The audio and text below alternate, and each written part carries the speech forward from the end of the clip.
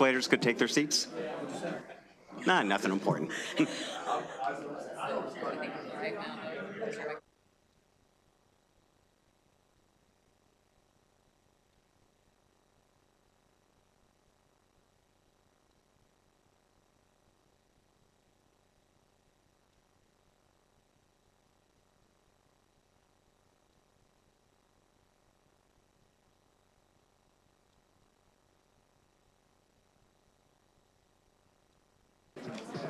Well, good afternoon, everyone. Welcome to the second hearing of the day. We're going to be...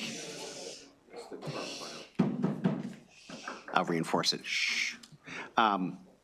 We're here to have updates from Maryland Department of the Environment, and welcome back, Madam Secretary, and thank you in advance to you and your colleagues for updates that you'll be presenting. So please take it away.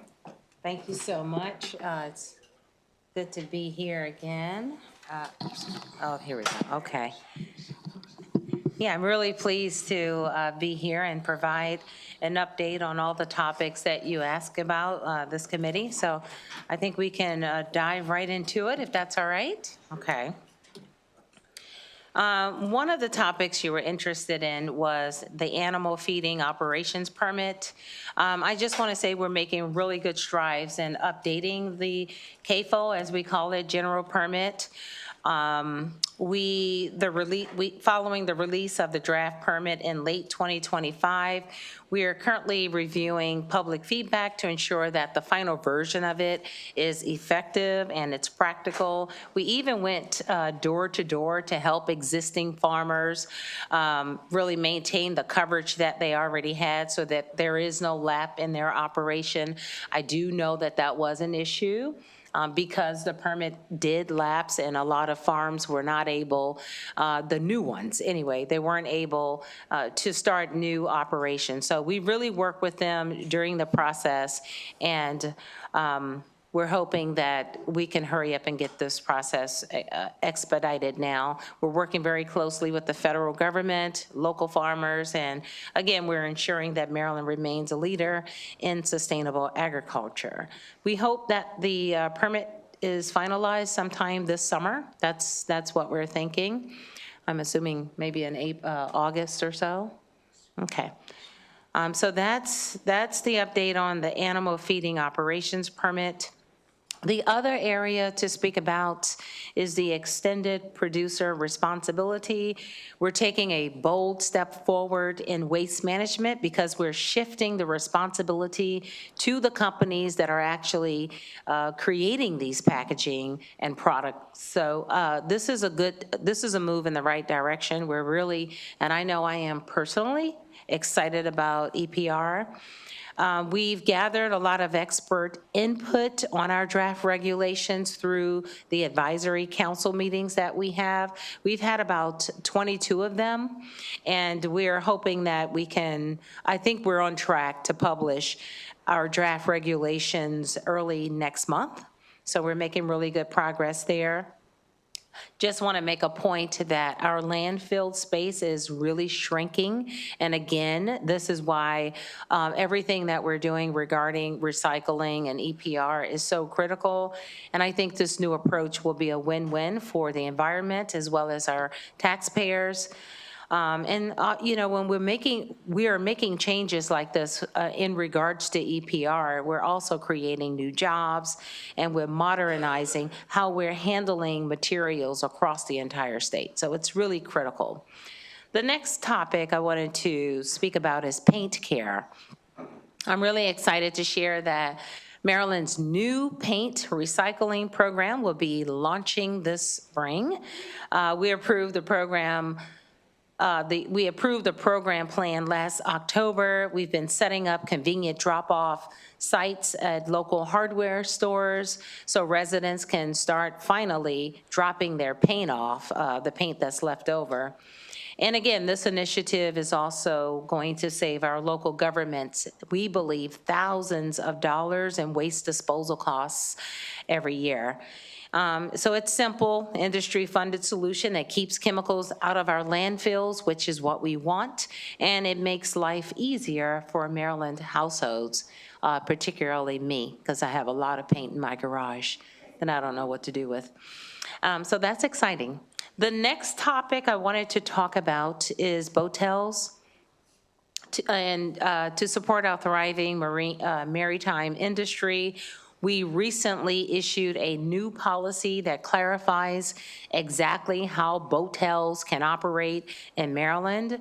We've now created 2 clear paths for these unique accommodations. So they can either be registered as seaworthy vessels, meaning boats with an engine and can move, or a fixed structure on piers, which is like a house. So I think the clear guidelines provide that certainty that the small business owners were looking for and maritime operators have been asking for as well. So I think, even though session hasn't been in session, we have been working hard and getting things done, working with industry and trying to get these things settled. So this is a perfect example of how we are actually streamlining our rules to encourage innovation and innovative tourism while protecting our beautiful and precious coastlines. The next area I was going to speak about is Clean Cars and Trucks Work Group. Last year, MDE and in the governor's office, we led an effort to examine our clean cars and trucks programs, as you all know, which are key to us delivering the state climate goals and our air quality requirements. We recognize the implementation challenges that were brought to our attention, that were brought to the governor's attention. And basically the manufacturers and the dealers were saying, hey, we believe in EVs. We believe in what you're doing because we've invested a lot of money in it. But Maryland needs to sell enough cars. And so the governor listened, the EO was done, and this work group was born. The work group is over now. We met monthly. The work group came up with 30 recommendations, which was delivered to the governor and the General Assembly this past December. There were really a lot of good recommendations that came out of this work group. It was really exciting for me to see industry working so closely with us. Some of the recommendations included that we are using Maryland state incentive dollars as effectively as we possibly can, and that's because we don't have a lot of money, and we don't have a lot of money for incentives, so that was really important. Some of the recommendations focused on charging infrastructure and low-income and multifamily housing, which has been an issue. We've heard it time and time again. That is where the risk level is for homeowners and Marylanders in terms of, them having the confidence in wanting to buy an EV.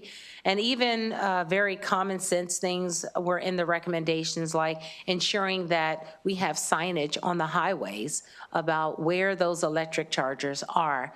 And so these are just an example of some of the things that came out of that work group. There is a report, again, it is published. I believe it's on our website, so you can see everything that came out of it. Next steps, I'm not sure, but we're certainly, MDE, we're certainly looking at it, and we will do whatever we can to follow up on the ones that are in our control and authority. The next topic was the Regional Water Governance Work Group.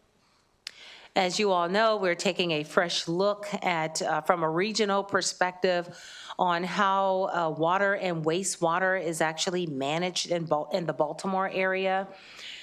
We all know about WSSC. They've been actually doing a really great job, and so that's kind of the model. So this work group, it's a renewed effort because this regional group was already working together, I think, years ago. But now, this new approach, there's more funding available, as you all know. They have funding for a contractor to come in and help and think about what is the best path forward. Leaders from the city, county, state are all working together. I have a deputy from my agency on this work group as well. I believe the first meeting was earlier this month, and it was a great success. And I believe they've already added new sensors to start providing the public with real-time data on air and water quality for the Back River wastewater treatment plant. So working as a region, we're actually ensuring that every resident has access to safe, reliable, and fair water services for this 21st century. And I've already mentioned earlier, but Back River Treatment Plant is in compliance with its permit limits. And they're actually doing much better than we actually thought possible at Back River. So we're really happy about that. I do understand that there are odor complaints, and we've been working really hard to address those and be a part of it. Even though Back River is doing well, when you smell a certain smell, residents don't think it is, but they really are at the levels that we are really happy about. Next and final area is the synthetic turf study. We are required to have a study done regarding synthetic turf. It is due July 1st, 2026. We're on target to completing that study. And yeah, I think we've had a lot of conversations about it. We've gathered data. We've been speaking with people. And I think we're making really good progress. That's it. Thank you. Thank you, Madam Secretary. And it's great to hear about the progress that the department is making, paint care especially, but also EPR, and developments with respect to CAFO permits, hotels, and the other topics. We do have a few questions. Let's see. Delegate Baylor. Thank you, Mr. Chair. Thank you guys so much for being here and undertaking the work so diligently. I have two quick questions for you. The first one is I'd like to just thank you, Madam Secretary, and you, Mr. Baker, for your help this past interim with conversations with Shore Rivers and other important environmental partners in ensuring that our local governments and folks are better aware of permits that are in significant noncompliance. So I was wondering if you could just help me and the committee understand kind of the steps that you're planning on taking now and in the future to ensure that there's better information sharing about those permits. Oh, sure. Okay. Well, thank you very much, Delegate. For the record, Jeremy Baker. I am the Director of Government Relations here with the Department of the Environment, and thank you for your work on this as well. I appreciate the conversations we've had over the interim. So the SNC list is something that came out of a bill from a few years ago to require all 188 members of the General Assembly to receive a monthly email of those treatment plants and other facilities that are in significant noncompliance. There was a lapse in that email going out for a little while, and now the email is back up and running. And so you all should be receiving that on the 1st of every month to your, official inboxes. We understand that, casting a very wide net may not be the targeted approach that we're looking for. And so we are taking a close look at what we can do to try to bolster that list a little bit. And we've come up with a few ideas, including not just letting the General Assembly members know, but also coming up with a list with local officials who we could speak to, folks on the council, as well as folks at the administrative level, sort of the day-to-day operational folks who run the county offices and the city offices.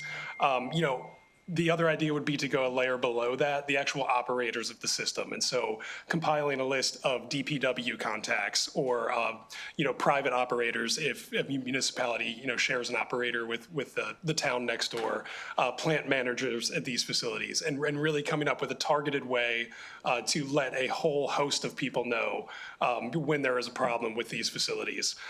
The other thing we want to look at is kind of re-examining what significant noncompliance means. And so there is a bit of a spectrum, and right now, should it include missing reports? Should it include the failure to renew permits? Or should we actually focus on significant discharges of pollutants? And so these are some of the things we're taking a look at right now. We're developing that list of contacts, all up and down, state government officials, local government officials, and operational officials, so that we can start notifying folks in the best way possible when things are going wrong. Thank you. And just one more question.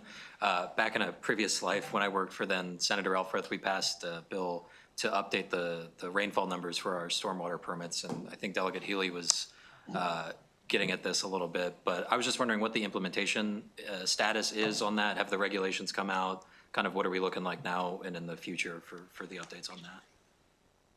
Yeah, sure. Everyone wants to talk. This is great. Thank you, Delegate. For the record, Zach Schaefer, Assistant Secretary for Policy here at the department.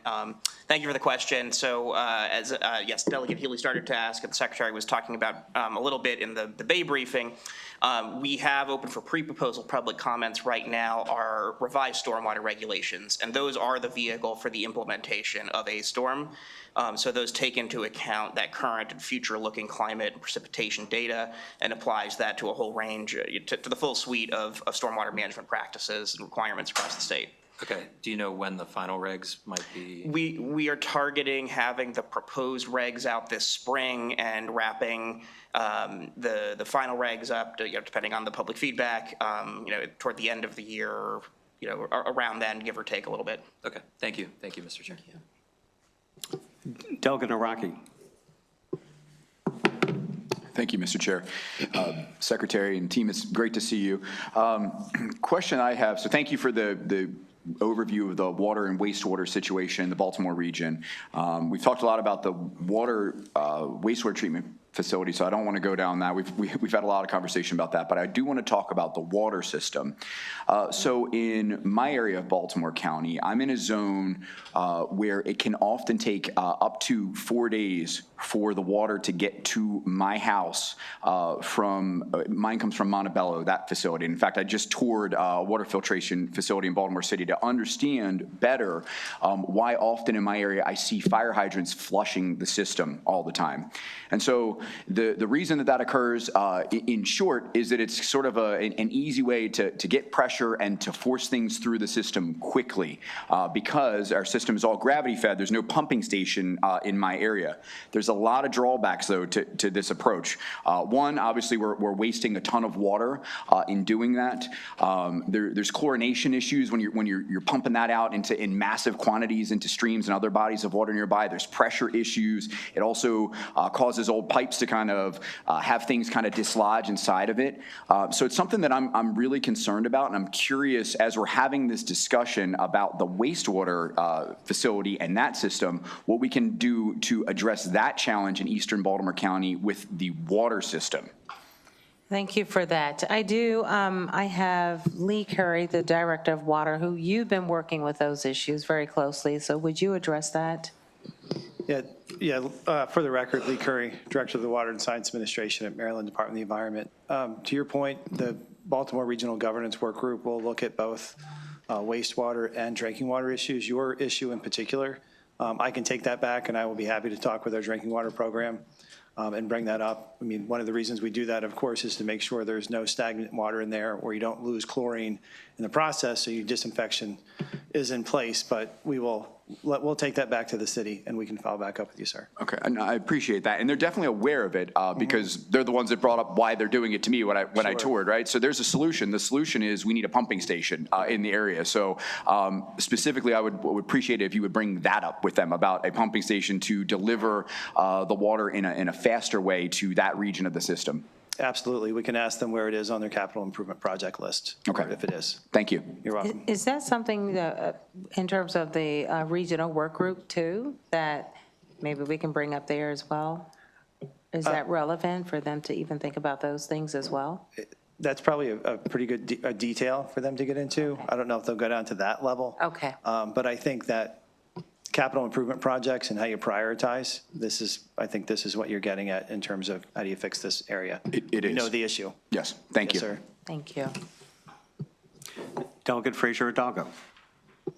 Mr. Chair. Hello, everyone. It's good to be back, and it's good to see you. I have a Good to see you. question on the synthetic turf study. Oh, It's been 3 years since I've been on this committee, and 4 years ago, 5 years ago, and I think 6 years ago, so for 3 years in a row, I asked the industry specifically what they do and how they recycle their turf fields. And each time, they told this entire committee that, oh, the turf fields are recyclable. Everybody loves them because you can recycle them. And each time I asked them to give me an example of how they recycled it, where it went, how somebody monetized it, or how it was paid for, because they often state that the turf fields are recyclable and that it's not a cost to dump it. Everybody wants the recycling of it, right? But I asked for 3 years in a row, and they told me 3 years in a row that they were going to get me that information. And for 3 years in a row, all they did is pivot, stonewall, ignore me, and they never, ever answered the question. So as you can imagine, like, I'm back on ENT, and it's very disturbing to me that the industry can come in here, and I don't know what happened after I left when I went to ECM, but for 3 years in a row, they gave me and this committee absolutely no answer other than to advertise and, talk to everybody and make it sound like everybody wants this leftover turf. It's the greatest thing ever, and you can make millions of dollars off of it. So I would like either a comment or, when the study moves forward, to really, if you could really please dig in really deep, I would really appreciate it. well, I do appreciate your frustration, and thank you for sharing that with me. That's probably why we have the requirement to do this study. I don't know what all of the requirements in the study are. However, I will make sure that we're looking at some of the questions that you ask and that we're hopefully getting those answers. Again, we have until July, so I'll make sure that I look into that personally. But Director, since I have you here, and I know you're the one conducting the study, why don't you just talk briefly on, in response to what you just heard? Happy to, Madam Secretary. Rick Kessler, I'm the Director of the Land and Materials Thank you, Rick. Administration. Nice to see everyone. That actually came up on a recent call Delegate Lehman had with us on this, with a group of the supporters of this study. Part of this is there's definitely a disconnect between recycling and reusing, and that's part of what we're looking at, is reusing, recycling, vice versa. We know of a couple of recyclers, but it is definitely a big piece of what we're looking at for this study, and it's been made clear to us, not just by you, that it needs to be. Thank you. And just a follow-up, they intentionally misled everybody about what is done with the leftover field. They did it intentionally, so I would appreciate it. Thank you so much. Thank you. Thank you. Thank you. Delegate Jacobs? All right now. Thank you. Uh-oh. So, Secretary, I want to just briefly talk about the CAFO issue. I mean, we knew there was a clear expiration date, so can you tell me why, it didn't get renewed in time? Because, I mean, it's been a massive issue, and it looks as though there's a moratorium on any new chicken houses with what has come out as a result of this, because they can't get a CAFO permit. And I've got farmers in my district that, went through every piece of the process, and the bank won't lend them. They're already built their new houses. The bank won't lend them a dime until they get the CAFO permit. So, I'd like to know, why this happened to begin with. And my understanding is there's like $35 million in lost economic activity. That's the number I was given by the chicken industry. And my final question would be on this issue: how do you plan to adequately address the backlog of permits? So, like my constituent that has waited for months, has been in limbo because he's trying to build new houses. When will this be addressed? Yeah, so thank you for that. I don't want to get in the habit of making excuses for why we didn't do what we needed to do, meaning getting that permit started on time, in enough time, so that there wouldn't be a lapse. I have reasons, like workload reasons and other reasons, but what really matters is it can't happen again. It cannot, and it will not. We were very, and I know I was very, and my staff, sympathetic to, what this caused for farmers who did want to have new operations and get started. But I will tell you, knowing what happened, meaning it lapsed, there was a new law that said you cannot, for new farmers coming on, you cannot operate without the permit unless you were on the old one. That's a law. I believe we're trying to change that law, and I will support that because it did create a problem. But we did work with, even in the meantime, we worked with farmers, we were there with them, we answered questions, we tried to get them prepared. No excuse for why it lapsed the way it did, but going forward, we will make sure that it does not. We're on a fast track now, trying to get this KFO permit done.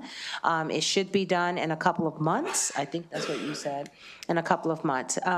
But I'm going to turn it over to you, Rick, because this is under your jurisdiction. If you want to add just a few quick comments in response to what you just heard.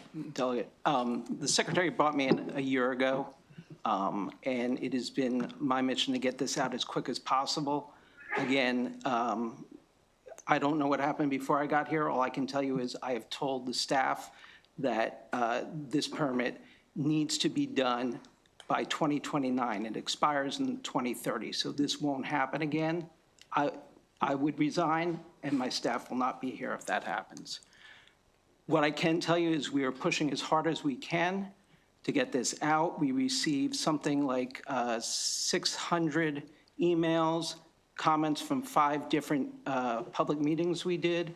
The comment period closed on the 2nd. We've been working overtime to respond to those comments. We're about ready. As soon as we do that, which should be this week or next, we will make decisions and send that permit back to EPA for review. As soon as they sign off on it, we can start moving forward. I've been in contact with probably, I don't know which particular farmer you're talking about, but I've had conversations with a number of individual farmers who have been having trouble. I've spoken with banks as well, farm credit, whatever we can do to try and help them. My understanding is, and I know for a fact that the previous permits had been administratively extended, which I assume I know was not a problem in the past, and I assume people thought it wouldn't be this time, but it turned out it was. All I can tell you is I am working overtime. I've got my people working overtime to get this out as quickly as possible and sooner than the secretary said, because I think you'd rather underpromise, but I'm going to make you look good. Thank you. Well, This I is hope so. people's livelihood. I come from 2 small business owner parents, so I get it. Yeah, it's been very problematic, and, these numbers that I was given from chicken industries, 35 million in lost economic activity, and I believe that, given even my constituents, that just the ones in my district that have been affected by it is pretty dramatic. So I'll be in touch. I'll get your picture and a photo ID and all that for later. But Happy to talk anytime, day or night. all right, Alex, Thank you. I have a regular conversation with Alex, so we'll add you to the list. Thank you. And I want to briefly talk about this Botel issue, since part of that was in my district. First of all, let me tell you what a Botel is. That's not what you think it is. You're calling these Botels, but a Botel is a great big metal building that they store the boats in the wintertime, not a little unit. So your definition isn't quite right. Well, somebody's definition is not right, I'll put it that way. Either the Botel owners that store these 200 or 300 boats, or the little guy that's now being put out of business. But could someone forward me or tell me what Comar regs are in effect for the affixed dwelling units that you mentioned in your, We'd be happy to send you those, Delegate. just send me those. Absolutely. Thank you. That's it for me. Thank you, Mr. Okay, Chairman. all right, thank you, Delegate Jacobs. Delegate Morgan. Thank you, Mr. Chair. Good afternoon, guys. I know it's getting late, but Good afternoon. the joy of this. But the guys across the hall will be there for 4 or 5 more hours. So I'm going to go across a couple different boundaries. We talked about the ACT, ACCI work group. And Madam Secretary, you said we have to sell more EVs. Now, my question becomes, the EV industry seems to be declining. If I look at the numbers for Maryland, we may be at about 11% of our goals, if that makes a little bit of sense. Yet we're going to continue to push money into EV charging stations, EV programs, et cetera. So we're pushing money into a declining market where the manufacturers are even getting out of the business. So can you sort of square that as to we're pushing money in and the manufacturer's saying, not really working for us, so we can't make any money, so we're bailing out? Sure.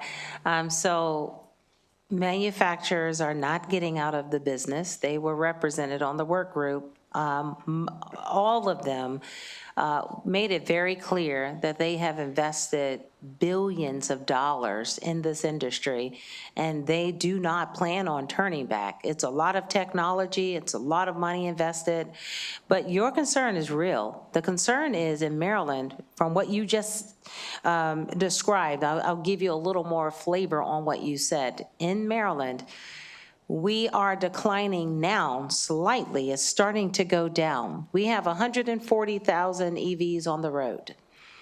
We also have an increase, though, however, from year to year of 29%, I think it was, per year. It's just been going up and up and up. If I were to show you the chart, when the federal government took away the $7,500 incentives, that is when the drop started happening, and it is happening, it's declining. But the reason why it's so important in Maryland and why we can't turn our backs is we have climate goals. And the climate goal is we have to meet 60% reduction in greenhouse gases by 2031. Transportation is the sector that we have to focus on because 40% of greenhouse gases is in that sector. So we can't pump the brakes and stop. We have to continue to find ways to, one, make sure that the automobile industry can sell cars. And that's why that work group was so important. And that's why those 30 recommendations are so important. We gotta figure out a way without regulations to get those numbers up to where they need to be. Would that mean just providing more and more incentives to try to get people to buy using taxpayers' dollars to get there? Incentives is a way of moving the market and moving consumers to want to buy them. It has been proven that if you have incentives, they buy.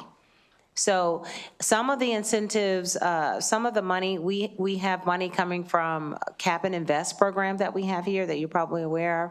So we're using money from different sources to make sure that we're putting that money out to the public, to Marylanders, to be able to, offset the costs.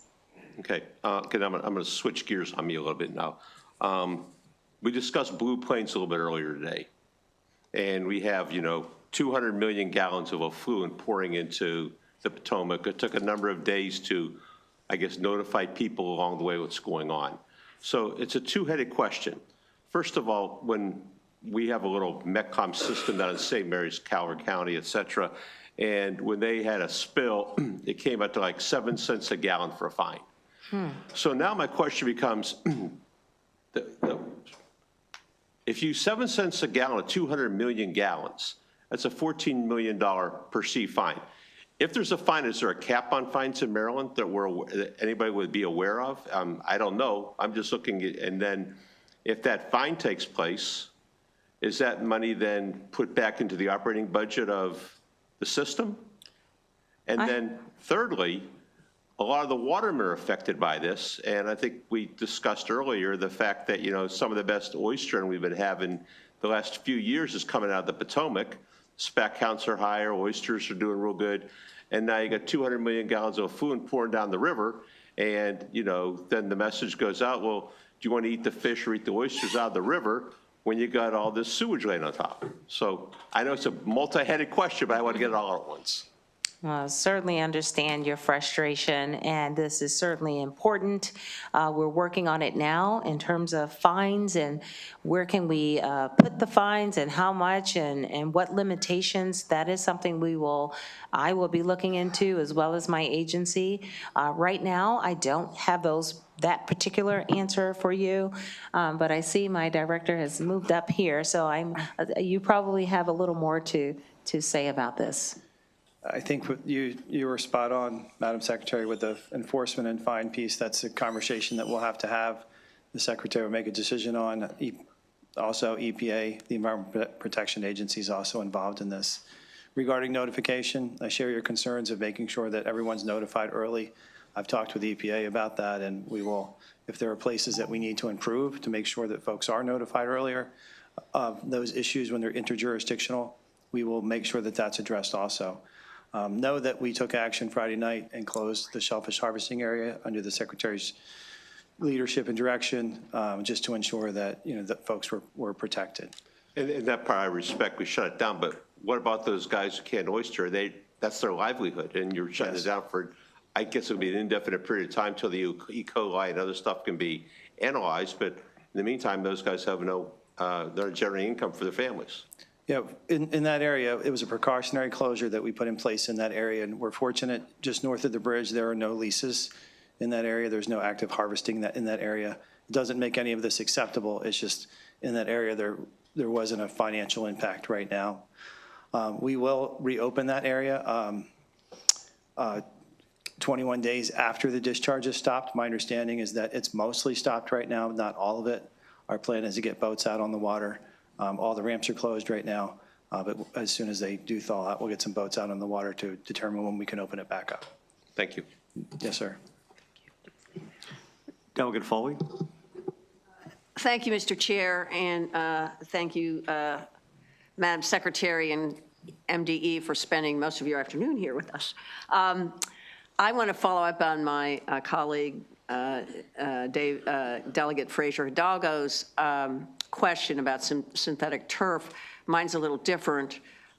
So the synthetic turf study, I just would like to see in that study, in addition to what you have outlined here, an update on the technology as it relates to synthetic turf. We, in our district, have a high school that is really looking at putting synthetic turf on the field, and they're getting all kinds of characterizations from the industry that it's a lot safer, it's a lot more environmentally friendly, and I would like to be able to look at the turf study and see what developments there are there in that area. I appreciate you saying that, and we could certainly do that. The only problem with that is the study is due July 1st, 2026. Right. So to expand the scope is something I certainly would like to do, because I appreciate what you just said, because I think that's important. But maybe we could have a conversation about how do we meet that deadline if we're going to expand the scope. So maybe not in this study, but I would be interested in that information. Okay, sure. And, would really like to know, because I'm not an expert on this, and, my limited experience with artificial turf is, just as this picture shows, that it's full of all kinds of problematic materials. Yes. And as I said, the claims now are that it has improved, and I want to know if that's true. So maybe we can get together at some point and figure that out. Thank you. Yep, happy to do that. Okay. Thank you. Delegate Boyce. Thank you, Mr. Chair, and thank you all for being here. about 3 of my colleagues now have already stole my thunder, so I'm going to have to turn it around to say to, he's already gone, just want to give a shout out to our former member, Delegate Mary Lehman from Prince George's and Anne Arundel County, who worked for years to make sure we actually had the ability to be able to study turf. And as I know, at this point, turf, even though the technologies may be changing, more and more groups are going back to just natural grass. That's one. Two, I wanted to ask about, thank you, Delegate Jacobs, for bringing about the CAFO permit. And certainly thank you for the Department of Ag and for MDE for working with me and others and the farming community, helping them get through it. And thank you for allowing me to help and to sponsor the bill. If you can just help folks understand a little bit more, just generally about the CAFO permit, because I'm sure people are wondering why we're talking about an expiration and what is going on and how this works between the federal level or the EPA down to here in Maryland, because I don't think folks understand, so they can get a better idea about what happened and essentially why the farming community was impacted by it. Okay, so I've addressed some of the part about why and how the farming industry was impacted, and I'm really disappointed in my own leadership and honestly about how that happened. But I am going to turn it over to you, Rick, so that you, Director, so you can talk about, and well, answer those questions about Just the process. the process itself. Sure. And why it's important too. Absolutely, Secretary. So as you know, Delegate Boyce, this is a delegated authority to the state under the Clean Water Act. We've had a number of CAFO permits, and all, to my knowledge, have been administratively extended without issue to date. There were changes made in 2019 in the law that made it more difficult for us to exercise our regulatory discretion to allow for construction to proceed during the period between permits. And I think that is the source of this problem. You know, for us, it's about ensuring protection of the environment, but also ensuring that people can, law-abiding citizens who are in this business can go about their business. And the changes in the law, possibly inadvertently, not sure, did tie our hands in a way that they had not previously been. And so we were not able to give the kind of flexibility to at least proceed with construction. I think this affected, without that kind of certainty and flexibility on our part, it gave lenders some cause for concern, and you just have a cycle. So it would be better to have that flexibility again, where within our discretion, I think I've spoken to specifically, I want to say 5 or 6 operations where, again, this only applies to those who are not administratively extended under the current permit. But I've spoken at length with any number of those, and having a change that will allow us, when the facts, and in the case of these farmers I've spoken to, there is no reason I've seen, other than the fact that we're not allowed to, that we wouldn't have worked with them. And we have tried to do whatever we can within the bounds of the law. But there's no reason we wouldn't have let them proceed. Now, they can't discharge. Of course. But they're not allowed to start construction. And can you clarify that as well? And one, is there any other permit that operates in this way? And two, just clarifying that building does not necessarily meaning Right, discharging, and or put more simply, it doesn't mean you can have birds in the houses, right? You could build the houses, but that doesn't mean we can allow you to have the birds. But right now, they can't do either. Right. Is there any other permit that does this? I'm not an expert on Clean Water Act permits. My colleagues might be able to, but I just know this one. I'm not. Let me put it this way: I am not aware of any. I'll answer that question for you. Let me look into it, and I'll get back with you. I don't know. Yeah, we don't know. I'll make sure I find out. Thank you. And then lastly, just because I'm just going to say it, I'm excited about the paint stewardship program. That's all. Thank you. Thank you. Thank you. Delegate Anderson? Thank you, Mr. Chair. One comment I'd just like to clear up. We've talked about the CAFO permits, and thank you all for being here and spending the time you spent with us this afternoon. But I have constituents in our district that were just renewing their CAFO permits. And one went for 2 or 3 years and never got his CAFO permit. The only proof he had that he had paid it was his canceled check. And there are some farmers that like to cross their T's and dot their I's, and this was one of them. And it really aggravated him that for 2 years he had written you all checks, but he had never gotten the permit. And he was inspected. And from what I understand, he didn't have his CAFO permit, but he had to supply the inspector with his canceled check. And I'd like for you all to work on that and try to speed that up a little bit, because that's unacceptable. That is unacceptable. But if he's under a CAFO permit, that's one permit for It's a general everybody. permit. It's a general permit. So there's a lot of different, go ahead. I'm sorry, Madam Please. Secretary. I think what you're saying is he did not have evidence. So he probably is covered, and I'd love to, right, if it's okay with you, Secretary, I'd love to follow up with the delegate Please. afterwards to get a name.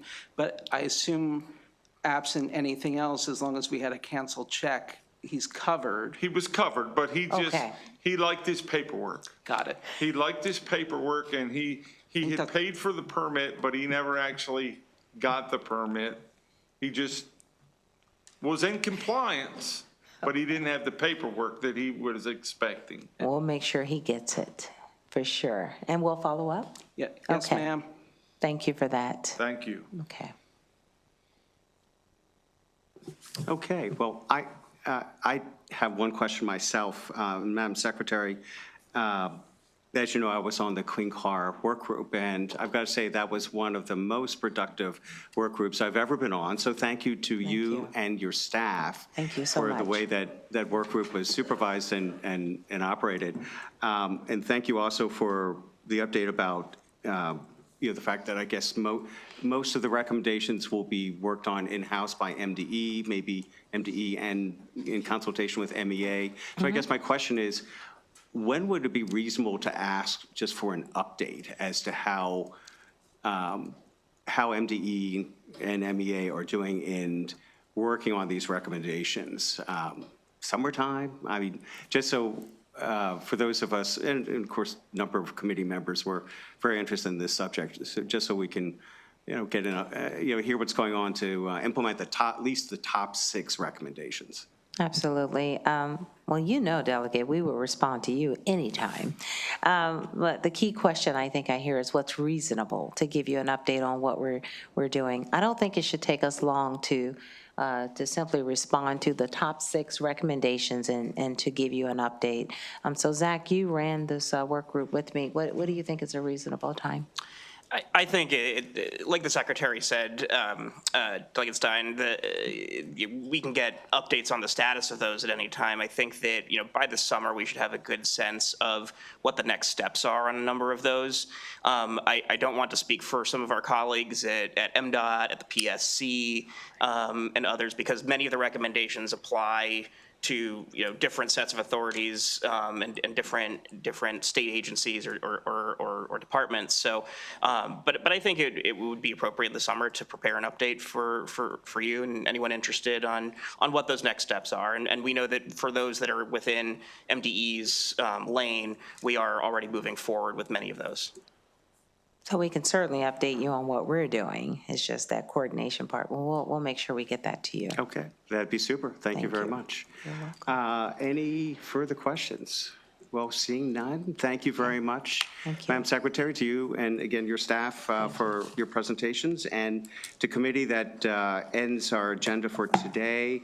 Reminder, tomorrow at 1 o'clock, we'll have round 4 of our energy trainings and briefings, and then followed by a bill hearing on HB1. And then I believe the Energy Subcommittee will actually be meeting in work session after the bill hearing. Am I correct on that, Trish? Yes, okay. And then the Environment Subcommittee will have a very brief organizational meeting right after that. Well, anyway, thank you. Have a good afternoon and evening.